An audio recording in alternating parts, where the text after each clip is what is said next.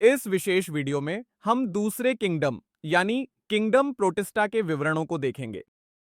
अब kingdom protista में एक कोशिकीय जीव होते हैं और ये जीव यूकैरियोट्स भी होते हैं। तो हम कह सकते हैं कि सभी एक कोशिकीय यूकैरियोट्स को किंगडम प्रोटिस्टा में रखा गया है। अब इस किंगडम प्रोटिस्टा की सीमाएं स्पष्ट रूप से परिभाषित नहीं हैं। ये जीव मुख्य रूप से जलीय होते हैं और प्रोटिस्टा, किंगडम मोनेरा तथा इसके बाद आने वाले किंगडम्स फंजाई, प्लांटी और एनिमेलिया के साथ एक कड़ी बनाता है। अब चूंकि कोशिका यूकैरियोटिक थी, इसलिए इसमें एक स्पष्ट रूप से परिभाषित न्यूक्लियस होगा। इसमें न्यूक्लियस होगा जिसमें न्यूक्लियर मेम्ब्रेन होगी, साथ ही इसमें मेम्ब्रेन से घिरे ऑर्गेनेल्स भी होंगे। अब कुछ प्रोटिस्ट्स में फ्लैजेला या सिलिया हो सकते हैं। ये अलैंगिक या लैंगिक दोनों प्रकार से प्रजनन कर सकते हैं। इसके बाद किंगडम प्रोटिस्टा के वर्गीकरण की बात करें तो इसे 5 अलग-अलग समूहों में बांटा जा सकता है। ये 5 समूह हैं: क्राइसोफाइट्स, डायनोफ्लैजेलेट्स, यूग्लिनॉइड्स, स्लाइम मोल्ड्स और प्रोटोजोआ। तो हम इस क्रम को सीडीईएसपी से याद रख सकते हैं। तो सीडीईएसपी ये एक स्मरण सूत्र है जो आपको इन्हें याद रखने में मदद करेगा।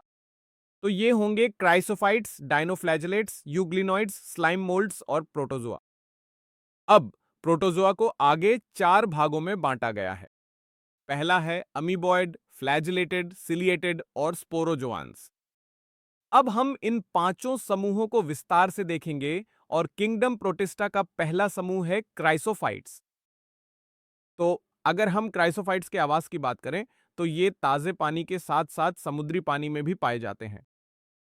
ये जीव सूक्ष्मदर्शीय होते हैं और पानी की धाराओं में निष्क्रिय रूप से तैरते रहते हैं और इसी वजह से हम इन्हें प्लवक प्लैंकटन कहते हैं। अब अधिकांश क्राइसोफाइट्स प्रकाश संश्लेषी होते हैं और सबसे प्रमुख उदाहरण डायटम्स और डेस्मिड्स हैं। डेस्मिड्स को गोल्डन एल्गी भी कहा जाता है। अब डायटम्स के विवरण की बात करते हैं। डायटम्स महासागर में मुख्य उत्पादक होते हैं। इनकी कोशिका भित्ति का आकार विशिष्ट होता है। अब कोशिका भित्ति में 2 पतली एक दूसरे पर छड़ी हुई खोलें होती हैं और यह साबुनदानी के 2 हिस्सों की तरह होती है। कोशिका भित्तियों में सिलिका मौजूद होता है और सिलिका की उपस्थिति के कारण कोशिका भित्तियां अभेद्य, अविनाशी हो जाती हैं।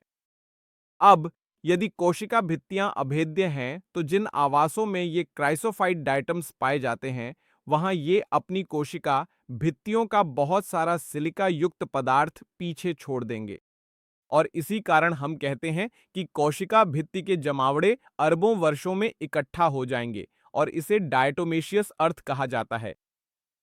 यह डायटोमेशियस अर्थ हमारे द्वारा उपयोग में लाई जाती है।